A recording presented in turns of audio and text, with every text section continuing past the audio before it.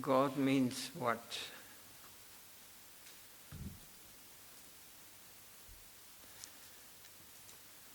Srila Maharaj speaks. Surrender. But surrender to whom?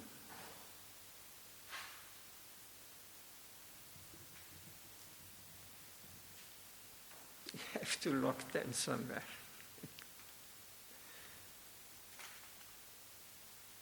Krishna Chaitanya.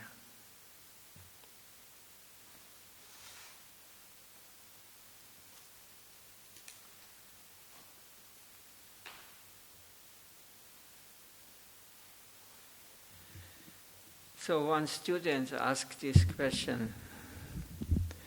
Christians say that the one master is Christ. Srila say, they say three, God the Father, God the Ghost, and God the Guru as Christ.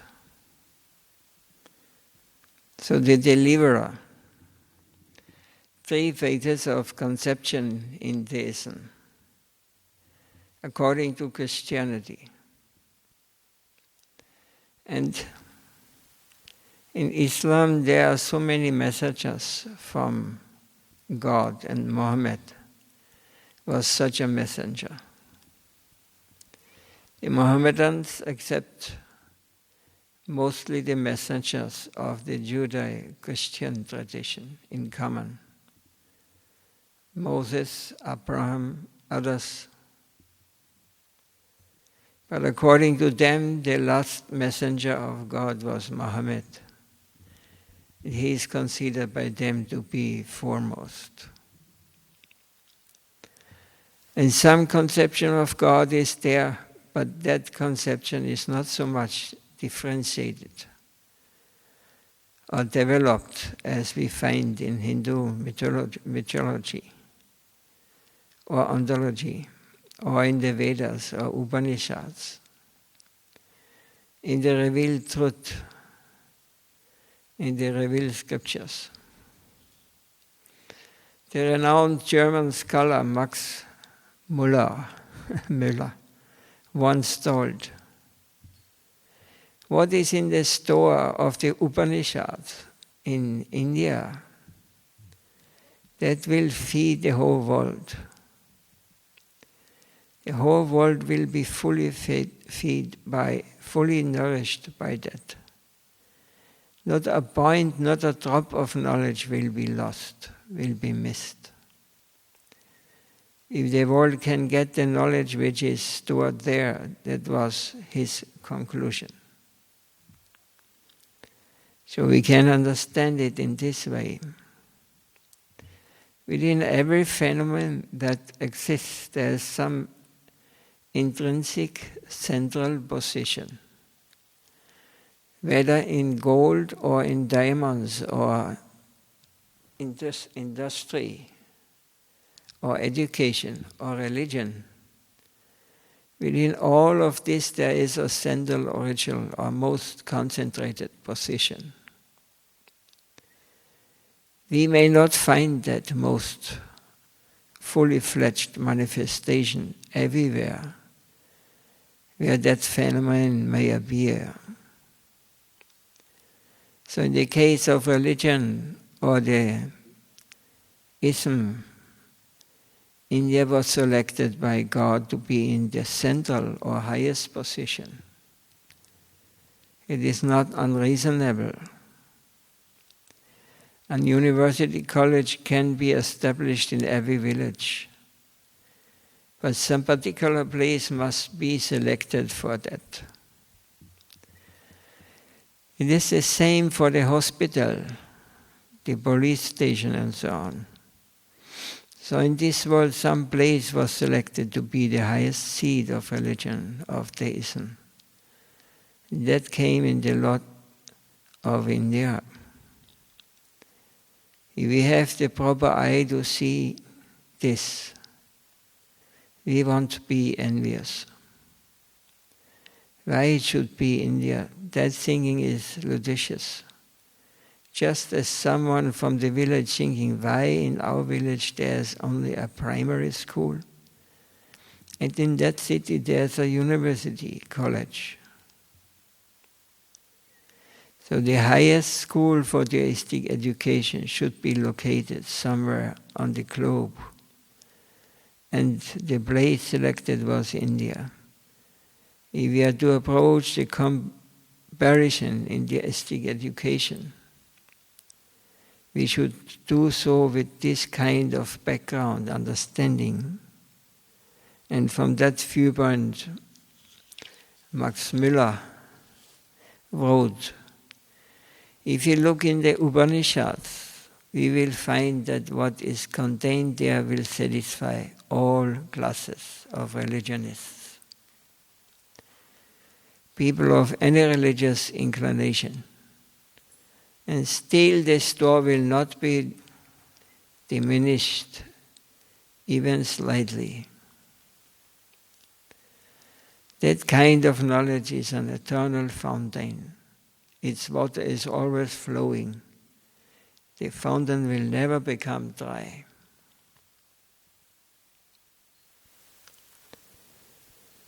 Wherever the universal truths of religion are found, they should be accepted. If it were not so, then those who are Christians from various nations, for example the Americans or the British, they should say, Christ was born in the Middle East. Why should we take his instruction? He was not born on our soil. His teaching has not sprung from our country. Why should we accept it? But the geographical difference is all illusion, Maya. Wherever the real thing, the real religious truth is found, we must be open to accept that for its own intrinsic value and not be guided by the physical, mundane affinity from where I have got my body or my country, and so on. We must rise above all this material consciousness and be a clear student with complete openness. We shall be there an inquirer after the truth from wherever it comes. The atom bomb was created somewhere in some particular location. But does that mean that those in other places are not trying to get it? To develop it? Will those others say, oh, it was invented somewhere else, we won't take it? The battle tank was first invented perhaps in France in the First Great War. Now it is everywhere. The rocket was first created in the form of the V2 of Hitler. He knows all these things. But I know in its developed form existing everywhere. And if even here in this world everything has its universal character and application in this way, should we think that the spirit world, the world of spiritual reality, will be all of a narrow national kind of conception?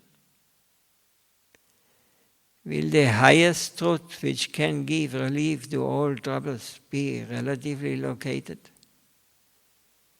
Rather, that will be the broadest and the most universal. It will be unique.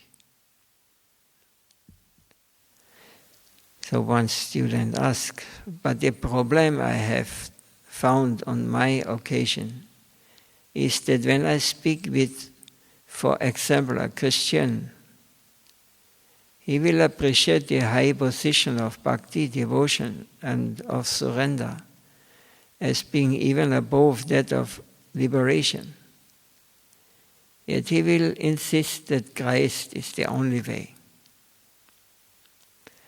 Srila Maharaj said, he may accept surrender, but surrender to whom? Surrender may be of many kinds. It may be to the family, for the sake of family, for the country, for the nation, and so on. But the value of surrender will be according to its criterion. Surrender for what? The student says, surrender to God. Sridhar says, God means what?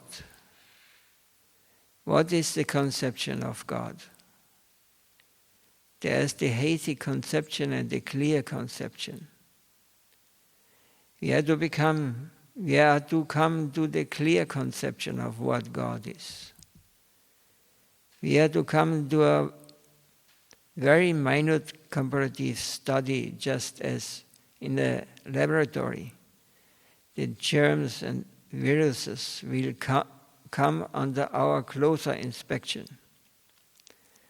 And the closest inspection will give us the deepest conception. So what is God?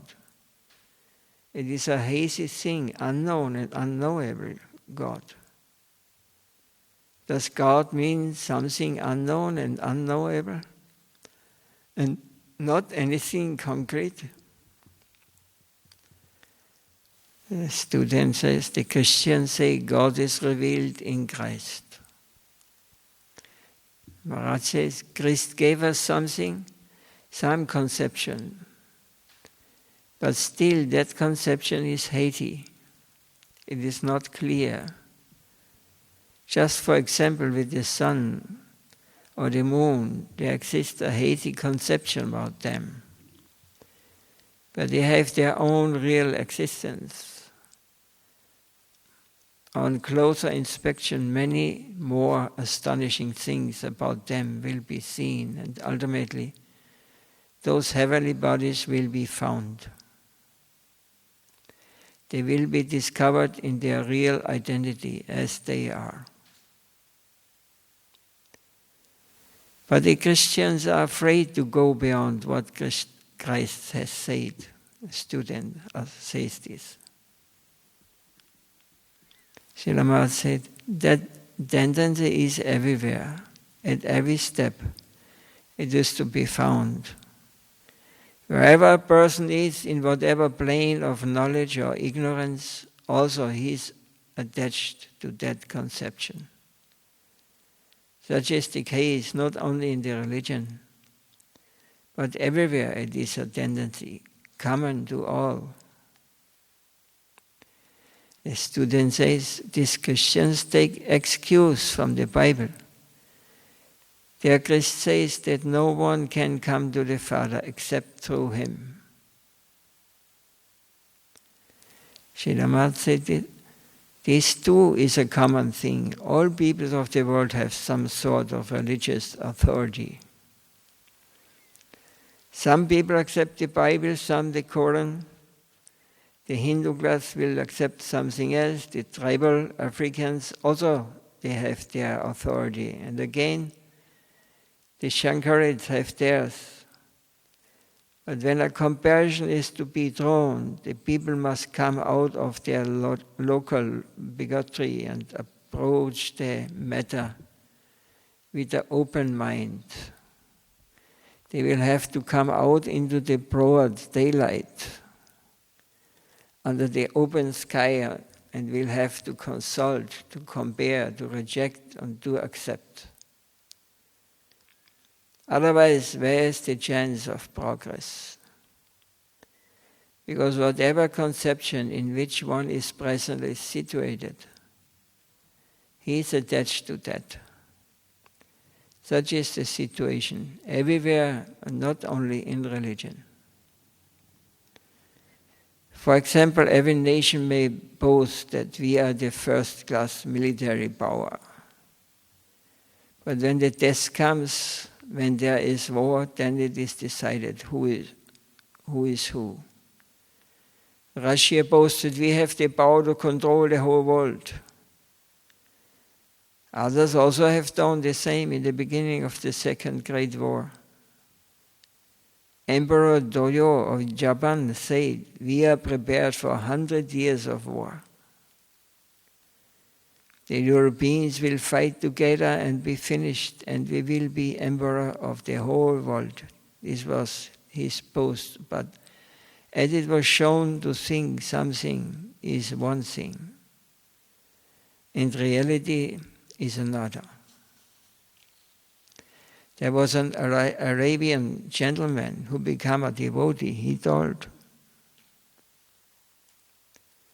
from the beginning, I had the tendency to go through the religious books of all the nations. In the course of that, I found that the Indian religious writers have covered in space and in time a huge field, the most vast and ancient. In the Bible it is told that the world was created a few thousand years ago.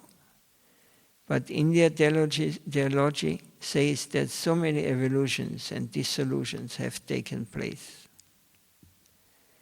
So many creations and dissolutions have occurred throughout history. The entire solar system has been dissolved, and again created, and again dissolved. And the history of such vast spans of time is to be found in those writings. Time has been dealt with in such a spacious way there as compared to its treatment by other theologians of the world. And such a treatment is given not only of time, but space also.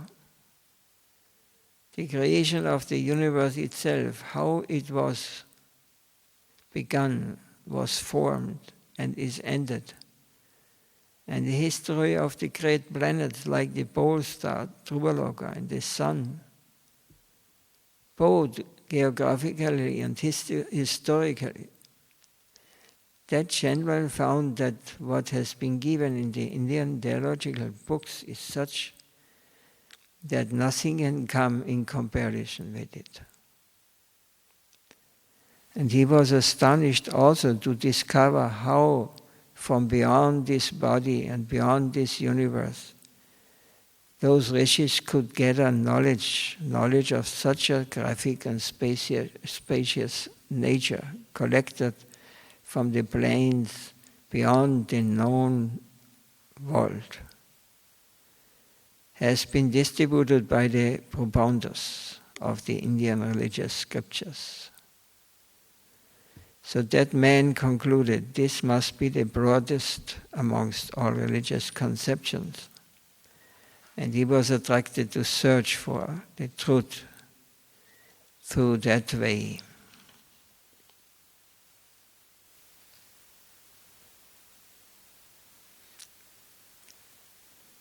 Takes a little. 20 minutes, then it's prasad.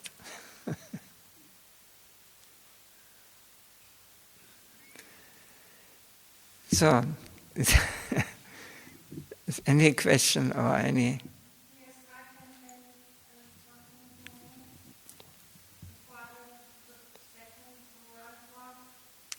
Govinda told me some stories that they would go on the bus. Was heißt das auf Deutsch? Somebody could understand.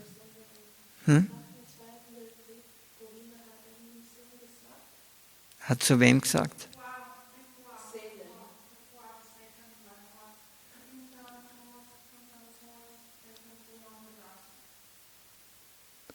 They should go.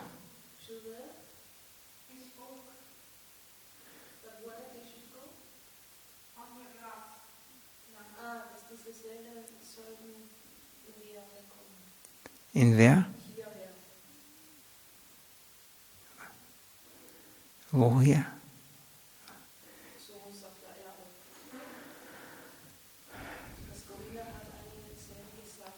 Ja, jetzt sind sie alle da.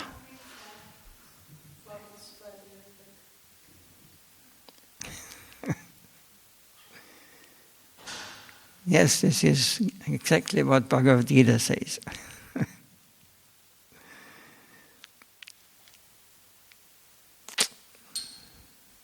We have to come again and again to this world.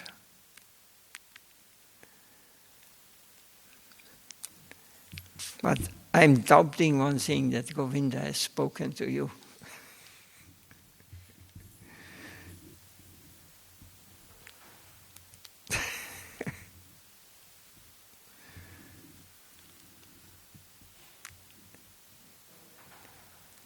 This is world. Everybody lives in his world, his universe. So this is a typically example. Truth for some people is a very narrow thing, a very small world, They're thinking in years.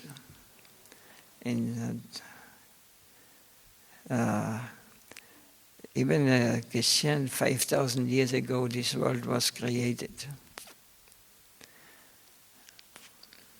Now millions of years old bones from some creatures were found. Even materialists, they cannot accept this. And what to say of the real saints, those who are living beyond this manifestation of gross manifestation of this material world. They are not conditioned through bodily conception or even universal conception. Their time's calculation is that it has always gone on. We go billions, and when we see the life of Brahma is millions of years old. The creation started, and it will be destroyed also in one day, as everything in this world. Nothing will last. So, but we have conceptions, our life is so insignificant compared to Brahma's life. It is a completely different conception of seeing things. So we have to, first we have to develop faith or know about who I am and what is this Sambandha Gyan it's called. To know and to understand why I'm here, what is my position here, where I'm going, what is this material world, why is it existing? Is it existing for our enjoyment, or is it existing as that we have to learn something here? And is after, when I leave this body, everything is finished. But it's not finished. You are finished. Your body is finished. You cannot see anymore, not touch, no taste, no hearing. But the world goes on, the creation goes on. So many ways, destruction and creation constantly repeat. So there's not given any border or something. This is the end now. There is no end and there is no beginning. So this conception of religion is not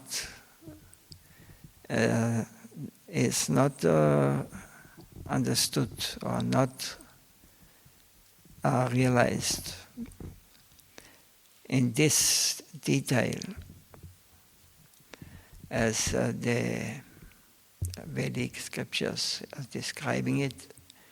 Not only describing, but it is still realized by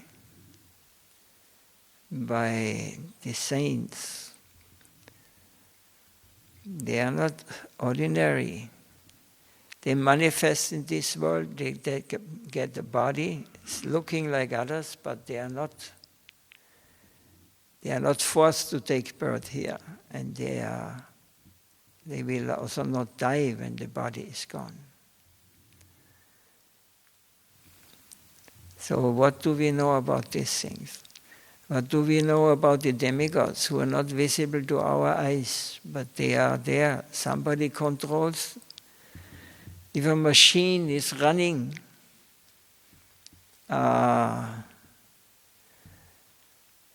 like this sunset, sunrise, every day exactly for so many years, we do not know. Not changing. Rain always comes from up to down. And the plants and the living beings, everything appears. It constantly goes on. Like the trees, in the winter time they lose all the leaves. And in the spring again. You think there's no intelligence behind it? There's no plan, or is this just by explosion it happens? As the Darwin speculated like this. Everything behind everything is intellect. This Newton, this scientist, he was a very intelligent man. He constructed a model of the universe, with this Earth was in the center and the moon was going in a certain speed, and the other planets and the sun went also half year this side, half year this side, and everything was moving accordingly so that it fits all together. And then he invited many other scientists, and they came to him and they saw this model. And they asked, who has done this? Who can create such? And Newton answered, no one. No one created it. It was just appeared. Then this is not possible. We cannot understand. Why not? If this world is working in this very regular way, every star, every moon, the moon and the sun and Jupiter and whatever, they move exactly according to plan. And we say there is no one behind it. So I say there's no one behind. There's no one behind the creation of what we are, where we are in. So in this way he tried to prove to them, if there's no intelligence behind it, then how can it happen like this? There must always be someone who is giving the inspiration, at least, that it happens. And it is under the control of this, everything is under control of this higher intelligence. And we are calling it the sender, we're calling it God. There's so many names you can use, but automatically it comes from the first, from the source of everything. The source has no beginning and no end. It is always present. It is always happening.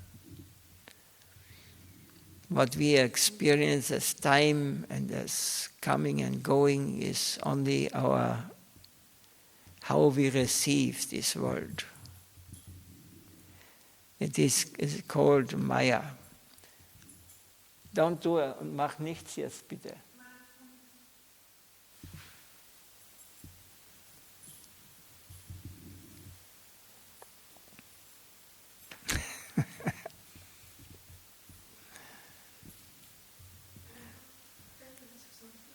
Yeah.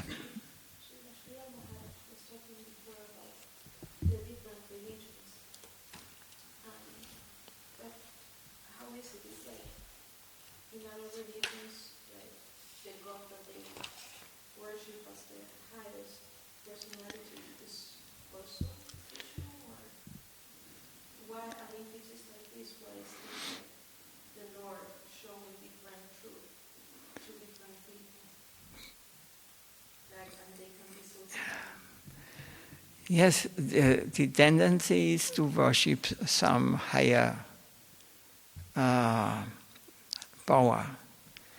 You'll find in India, let's say, you'll find in villages they're worshipping a tree. This is the goddess for them in the villages. There's so many names they give them. And this is natural in us. If it's not a tree, then it is a politician or whatever. We're worshipping like God. We have faith in Him. We surrender to Him. Of course, this is not the surrender what we are speaking of. But this is natural there. So also religions, they have, like if it's told, 5,000 years ago, the world was created. This is a very short understanding of truth. This is they have no this saints or this who can travel to the space and time. We have not heard here in the West. Some touch the truth. They have it is also, but it is all on not a very high level. Whereas they are realized and pure souls who are coming from this place, either in universe, in higher personalities, take birth in this world is possible. And there are also some who come beyond this material creation. They are living with the source of all what exists. They have directly part of the pastimes of the sender, of the creator or creation, or the source of. It's not Brahma. Brahma is only the creator of universe. But there are millions and millions of verses. And there are millions and millions of Brahmas. Some with 4 heads, this is the very small one. But there are some, they have millions of heads to create their universe. They are much bigger and some are small, insignificant.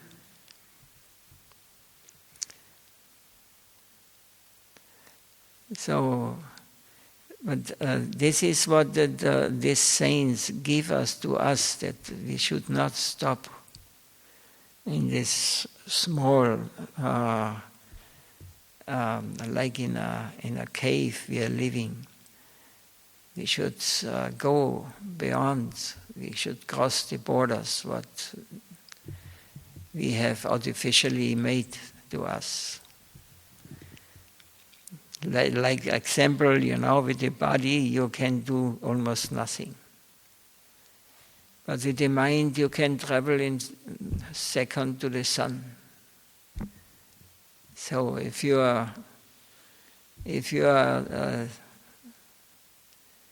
yogi, if you are a person who has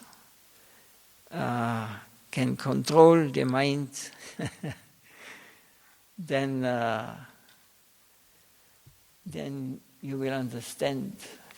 You will meet such persons, not visible to our eye, materialized. There are so much we cannot see and experience. We are just engaged with a very gross matter here and think this is reality. Only temporary things. That's because it is called, they call it Maya. But all the religions, they are engaged and want to experience happiness in this illusion. How is it possible? It is temporary. We are conditioned souls as long as we identify with anything in this world. We cannot go beyond.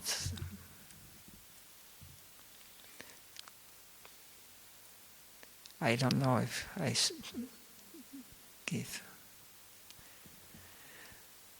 So, Shanda Maharaj is today, they're making, so if there's one question more, we can.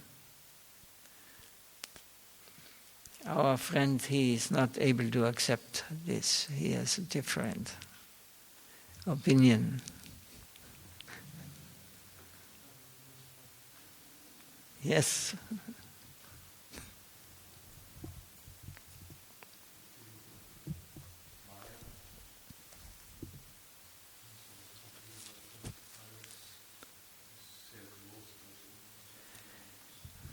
What is groß?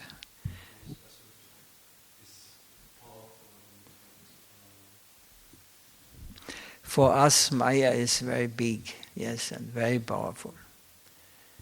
But for realized soul, she has no power. Maya becomes a servant of pure soul.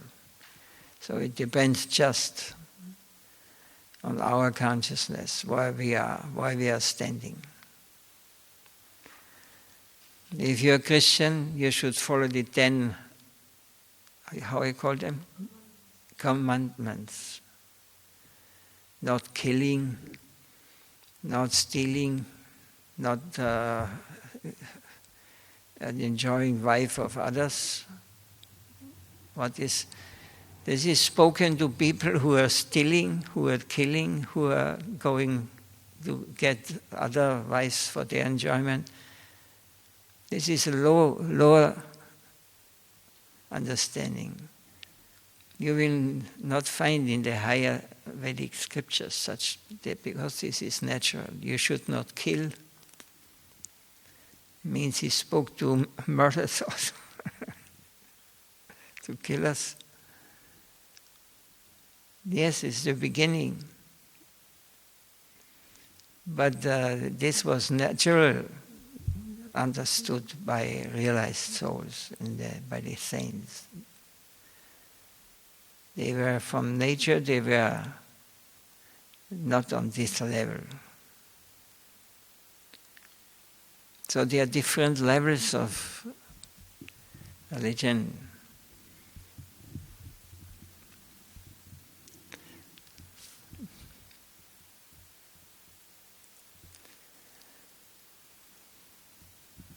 But this is also not normal. We should not speak bad about it or not good. This is is growing in this material world. All kinds of religion, of worship of trees or anything in this world, up to the highest level of understanding. Where we at home, where we're coming very close or completely closed, becoming one with where we are coming from. So they're all between their unlimited ism and so many conscious religions, whatever you want to name them, in every direction. Not only religion, as we heard from Srila Maharaj.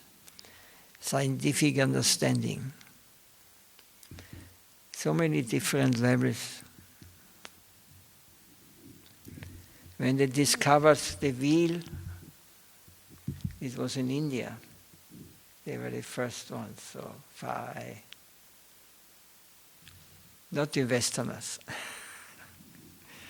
So they get their cart, on wheels.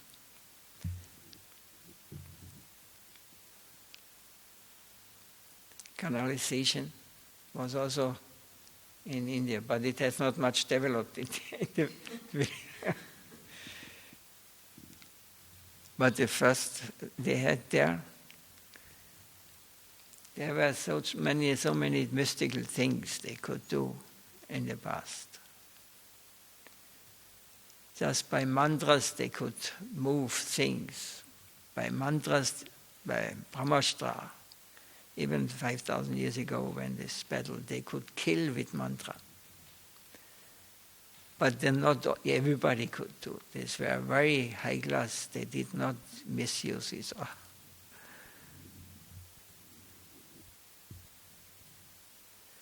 So we can stop here. I think everything.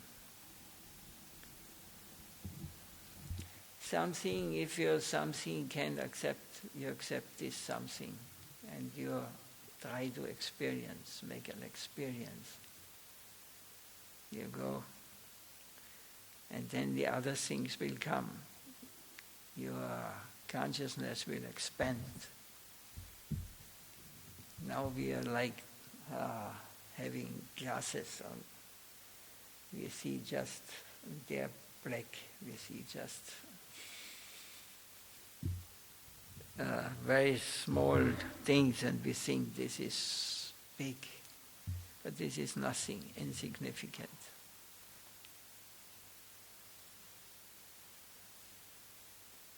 Jai Srila Dev-Goswami Maharaj ki Jai, Sri Gurudeva ki Jai, Jai Gopala.